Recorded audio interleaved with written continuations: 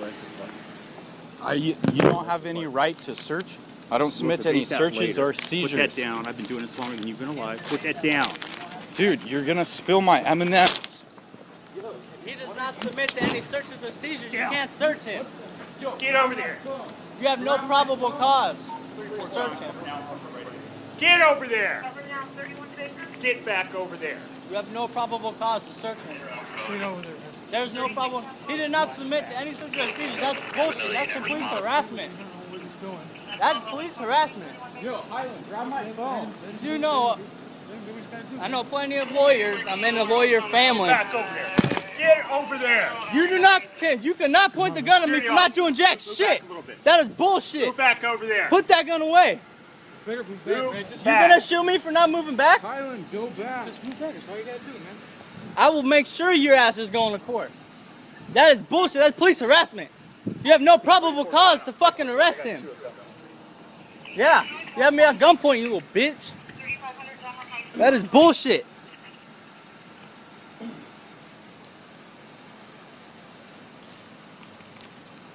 You had no probable cause to search him at all. Everything you just did was completely illegal. Is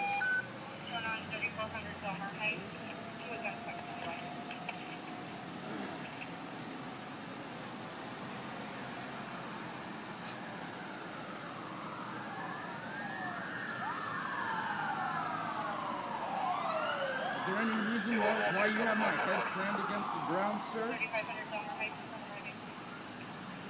Sir, I'm asking you a question. I'm holding you. Yeah. You need to slam. Here, you want to slam your head? Dude, you can't keep me like this. It's very illegal. 34, you're going 97. I'm going to cut these two. On the ground? On the ground. We have no probable cause. On the ground. Put your hands behind your back right now. Give me your other hand. You guys have no probable cause to search us for any reason. Touch your mouth. Oh man, you guys are gonna be in so much trouble. Spread your legs. Put your hands behind your back. Got it. 3,500 someone.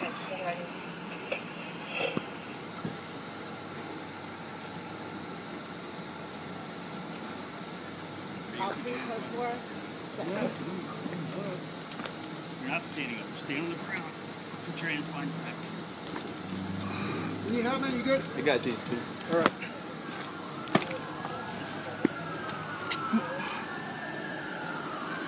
Code 4 gates. Good. Code 4 jet. Yeah.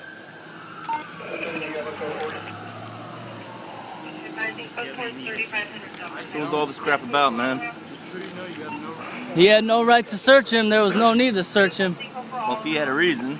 There was no reason whatsoever. All he said was that he does not have to show him his ID. I didn't say anything. He does, though. That's where you're wrong, man. Well, I didn't say anything. I was going to show him my ID. I didn't say Yeah, he would have been the smart one, man. What you got, man? You got guns, knives, grenade launcher, man? I got a knife on my right. You got a knife? Yes. All right.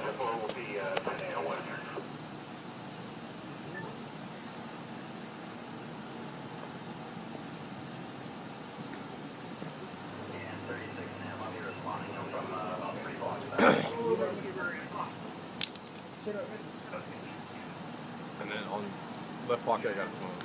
It's cool. Oh, and those keys.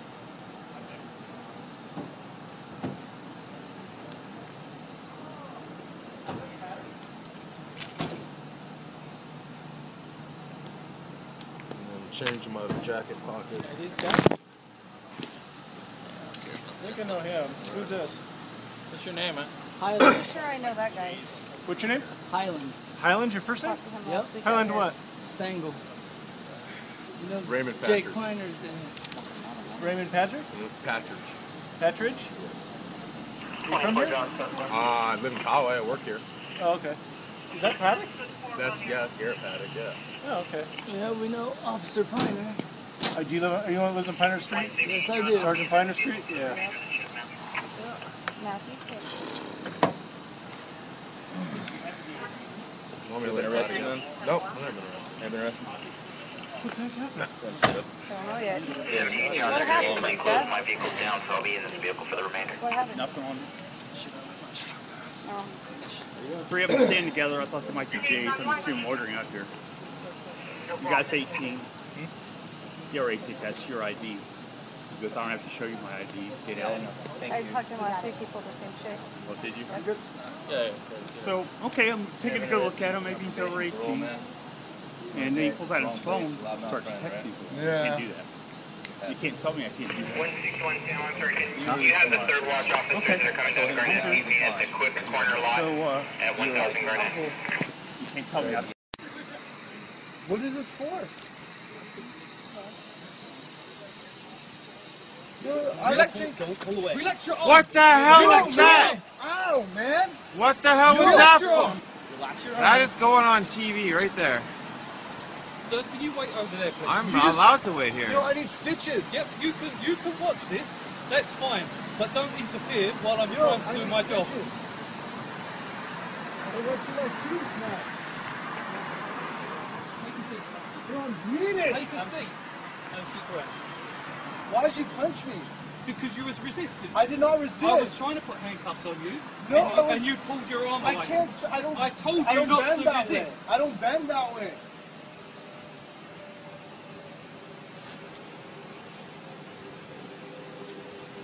Yo, man. Why are you punching the face? You're resisting. Sir, I did not resist. I did not. I can't move. Okay. I can't move all the way that way. We had your hands there Come and you were on. pulling away. Yeah, because I can't. Just relax your neck. It went right through my chin, man. Okay. It went right through my chin.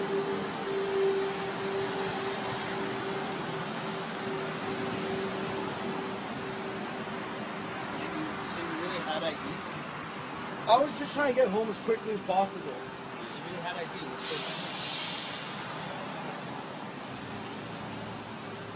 And you're not allowed to just go through my pockets and stuff. You're not allowed to do that.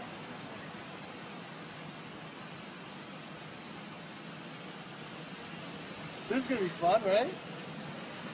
I can't Have see you this ever being seen it legal. like No, that? no, they can't punch someone in the head for like not. Do you mind standing No, back there for us? I'm allowed to stand here. You guys have Yes. badge numbers? Yes. What are they? 2820? 2820 and your name? 28. That's all you 2820. need. And what about this guy? You know it? Provide his uniform. Can I get some ice? We don't carry ice in our place.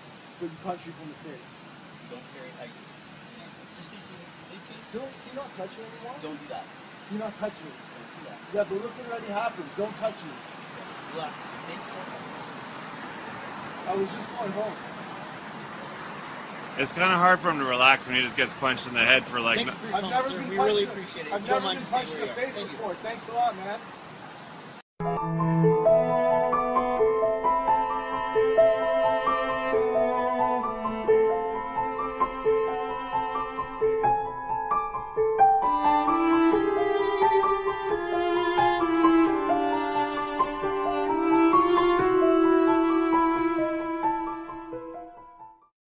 Since February 2005, Railroad Police Officer Howard Morgan has been in a battle for his life. My husband, Howard Morgan, was shot 28 times by 4 white police officers. They said that he was going down a one-way street with his lights off. Rosalind Morgan says what should have been a routine traffic stop turned into a nightmare for her family. He identified himself as a police officer. They did not believe him. They shoved him down to the ground, removed his weapon from him. The shooting began at that point. Doctors at Mount Sinai Hospital say Officer Morgan was shot 21 times in the back parts of his body and 7 times in the front. He underwent multiple surgeries to correct his injuries. Craig Futterman, attorney and clinical professor at the University of Chicago Law School, says that police brutality cases are common in Chicago. Cases like Howard Morgan's are rare. On average, over the years, people have brought about 2,000 or so complaints of police brutality each and every year. Futterman says this is just a small fraction of those who have been harassed by the police. After spending months in the hospital chained to his bed, Officer Morgan was sent to a Cook County Corrections Facility and was charged with attempted murder. Now the Morgans rely on lawyers, their church, and activist groups to help in this fight for justice during the court trials. Bishop Bansa has been providing spiritual counseling for the Morgans. As a spiritual leader, my job was to encourage, support, and let them know they weren't in it alone. As he waits for his next court appearance in his attempt to clear his name, Officer Morgan continues to deal with emotional and physical struggles. If double jeopardy doesn't mean anything and your constitutional rights are violated, then what does America stand for? This is his past, the present, and we want to keep him free for the future so that this story can be told.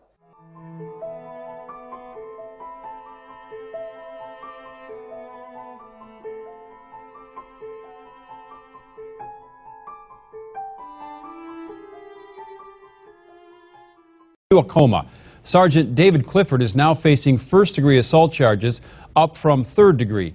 Scott Wasserman is in our newsroom with reaction from the sergeant's attorney and with that surveillance tape from the night it happened, Scott. Well, Randy, tonight Sergeant David Clifford's attorney Fred Bruno tells me he feels the upgrade in charge is in retaliation for Sergeant Clifford maintaining his innocence. Also today, Bruno saying that Brian Vanderlee was drunk, registering a .189 blood alcohol concentration at the time of the incident. So was this a drunk instigating a fight or a cop out of control? We've obtained that video of that night so that you can judge for yourself. We pick up the video with Brian Vanderlee sitting on the left side of your screen with another man who we are told is his brother. In this part of the video, Sergeant David Clifford has yet to arrive, but we are told that Sergeant Clifford's wife is sitting at the table next to Vanderlee. Here, you can see Vanderlee stand up with his brother, and something is taking place. Whether this is playing around or an actual altercation, we don't know. Fast forward 13 minutes, this is when Sergeant Clifford arrives. Soon after, you can see the sergeant gesture towards Vanderlee. We assume from witnesses, this is when he asked Brian to quiet down. 5 minutes later, Sergeant Clifford walks over to Vanderlee, and you can watch for yourself what happens. After the punch, Sergeant Clifford takes off. When this all took place, we spoke with Vanderlee's wife, who described what she said happened. He basically jumped directly on Brian as he was punching him, just like a Superman, like ran right up to him, socked him in the eye. I saw it. He was still in his chair. He hadn't even gotten up. He didn't even know this guy was coming towards him. Back to the video and the punch. Brian was just getting out of his chair. Did Vanderlee make a threatening move, as Sergeant Clifford claims? That's for you to decide. I asked Clifford's attorney why the sergeant ran. He said that will come out at a later date.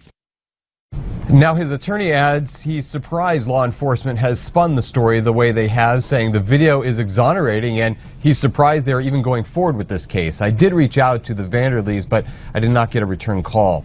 As for Sergeant Clifford, his next court date is Thursday, where he'll have a first appearance for new charges. Randy, by the way, Vanderlee is home tonight. It does bring it all.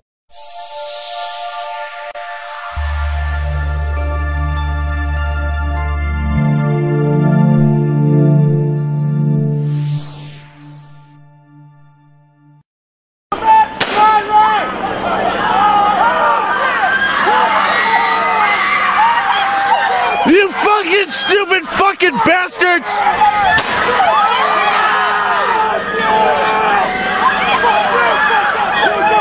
You stupid fucking pigs!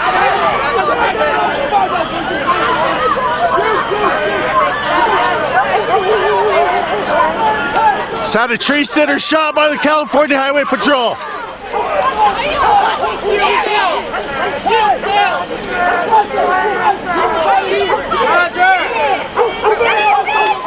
I got this, Tim. Keep your eyes up there.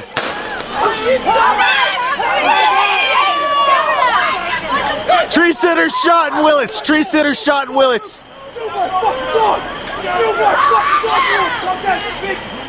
on!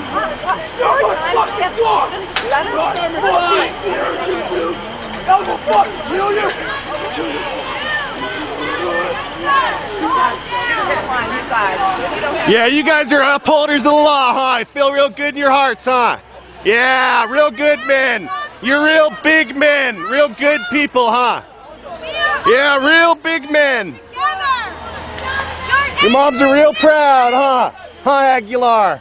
Mom's real proud, huh, boy?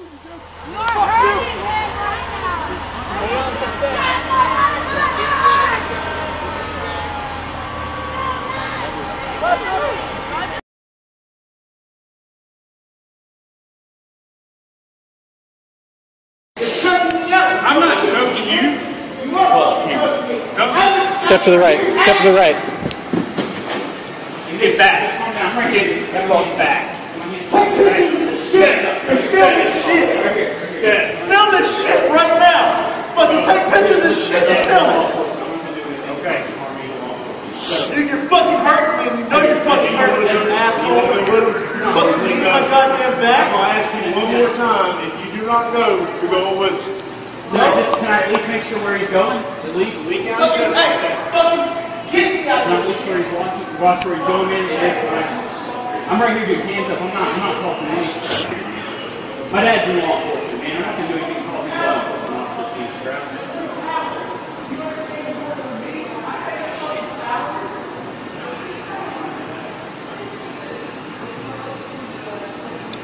I got it. I just want to ask where he's going and what's going on. Sir, I'm not committing crimes. I just want to ask you questions. On what charges? I'm just curious so I know, if I need to call somebody for his mother or something. Make down in jail, that's why you cross the tiger tag. Okay, and what are the charges? Just totally not it's just an arrest. And what do I need to do to get him out, sir? He'll call you. I mean, will he get a call or, I just need to know what the process is because I've never been involved in anything like this before. He'll get a call. Because it's late tonight, so will you please just come have a conversation with that? You may get a phone call, you may not. Sir, will you come talk with me, please? I got my hands up. You know that I'm no risk to you, sir. Sure, you know that I'm no risk to you. My father's in law enforcement. You can call someone else. I'm just curious what exactly is going on. We were just on our way to. Sir, will you actually communicate any questions, sir? Sir? I couldn't hear you. I'm sorry. Not right now.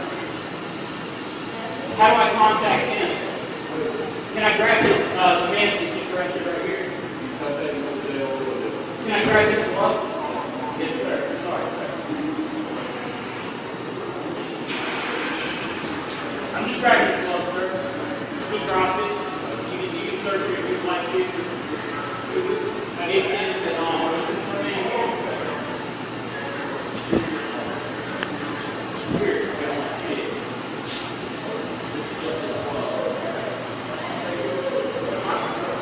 What? I'll get you out. I can't hear you. What?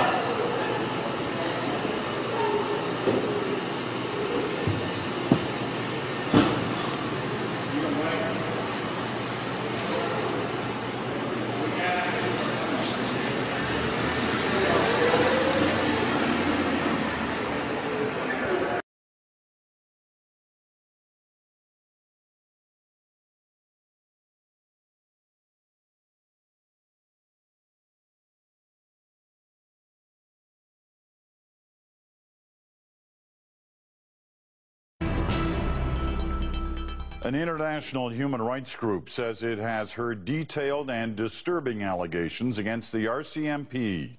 Human Rights Watch says dozens of Aboriginal women in BC have told them they were abused, even sexually abused, by police officers. The group spent 5 weeks traveling the Highway of Tears between Prince George and Prince Rupert, as well as the stretch of highway between Prince George and Williams Lake. What members heard were detailed descriptions of violence, and tonight they are demanding the government take action. The CBC's Duncan McHugh has the story for us tonight. Duncan. Peter, those who take us away. That's a literal translation of the word for police in the Carrier Native language. And it's the title of a report released today that suggests Aboriginal women have more than that to fear from police in northern British Columbia. When it comes to violence against women, Aboriginal groups in British Columbia have long declared police are part of the problem. Good morning, everybody. Now an international human rights watchdog says the eyes of the world should be on northern BC and alleged RCMP mistreatment of Aboriginal women. It is about the levels of fear that I and my colleague encountered in the North, levels that we found comparable to post-conflict situations like post-war Iraq. Two researchers crisscrossed BC last summer interviewing 50 Aboriginal women. Their report contains disturbing allegations of abuse, many recent. Young girls and women pepper sprayed, shocked with a taser, attacked by a police dog, repeatedly punched by an officer, strip searched by male officers. The most serious, a woman told researchers she was raped by 4 Mounties and threatened with death. Not only are they not protecting them adequately, they're perpetrating offenses against them, criminal offenses against them. Still, none of the alleged victims or perpetrators are fully named in the report. Without formal complaints, the RCMP says it can't get to the bottom of it all. It's not fair to the victims that that information is not investigated. It's not fair to the RCMP to have those allegations hanging out there. If those concerns were taken seriously, I can guarantee you people would come forward. This government and police have failed Aboriginal women. In Ottawa, the opposition called for an independent police investigation. I wonder if the Prime Minister does not recognize that what is taking place is not a complaint about police behavior. We have today, apparently, specific allegations of a criminal nature. If Human Rights Watch, the Liberal Party, or anyone else is aware of serious allegations involving criminal activity, they should give that information to the appropriate police so that they can investigate it. Just get on and do it. The Mounties will meet with Human Rights Watch on Friday to discuss the report, but this is just one more call on Ottawa to create some type of national strategy, perhaps a national inquiry to address violence against Aboriginal women. Peter? Duncan McHugh in Vancouver tonight. Thank you, Duncan. The Native Women's Association of Canada says that between 1960 and 2010, nearly 600 Aboriginal women and girls went missing or were murdered in Canada. The majority were under the age of 31. 2/3 of the cases are logged as murders. 1/5 are disappearances. The rest deemed deaths of suspicious or unknown circumstances. Makia Smith has filed a lawsuit in excess of $75,000 for both compensatory and punitive damages. And she's claiming assault, false arrest, false imprisonment, and civil rights violations after she tried to photograph them making an arrest. 11 News I-Team reporter Barry Sims is live in the newsroom with more. Barry. Well, in her lawsuit, Makia Smith claims she saw something that bothered her, and she got arrested for trying to do something about it as her 2-year-old daughter watched. My bad. He said to me, you want to film things, B, I should have knocked your teeth out. Makia Smith claims she was just attempting to record how Baltimore City Police were handling a juvenile when an officer threatened her and eventually destroyed her cell phone. I was trying to get some pictures on my phone of it, trying to film it, trying to take pictures, trying to do anything. I didn't get a chance to do anything. She was arrested and spent 24 hours in central booking. Now she's suing the 4 officers who took her into custody on March 8, 2012. According to Smith and a police report, there was chaos in the 2800 block of Harford Road where a large group of minors had gathered. Smith claims as she sat in traffic, she saw officers around a young male. What alarmed me the most was one of the officers actually had his knee down on pressed against the kid's temple. She took out her phone and she says that drew the attention of one of the officers. I just opened my car door. I didn't move from my car. My car door was still open, and I just held my camera up. She says the officer came over and told her to get back into her car. She told him she was trying to make sure the boy was not being hurt. When I proceeded to get in the car, he yanked my camera, my phone, out of my hand and kicked it and stomped it. I was trying to get my other foot in the car. I wasn't even given a chance to when he grabbed me by my hair and pulled me out of the car. According to the charging document, Smith blocked the road and refused to move, used profanity, and injured the officer. She denies it. Her attorney, Lawrence Greenberg. It wasn't bad enough that they violated her First, Fourth, and Eighth Amendment rights, They destroyed her cell phone. They charged her with second-degree assault of an officer. They charged her with multiple traffic offenses. The city state's attorney's office declined to prosecute her. Baltimore City Police have a general order that emphasizes the right of citizens to take photos or record police activity. It spells out special circumstances in which officers can collect or seize the recording as evidence in a crime. The Baltimore Police Department is already embroiled in a case that's still pending in federal court. Christopher Sharp claims police seized his cell phone in 2010 and erased video he recorded of a woman being arrested at the Preakness. Other video of the arrest showed up on YouTube. I feel as though that if I have to follow the law, the police officers also have to follow the law. But now Makia Smith says if she sees anything else that bothers her, she's just going to mind her own business. I just don't think for me that the whole ordeal was something that would be something I would ever want to go through again.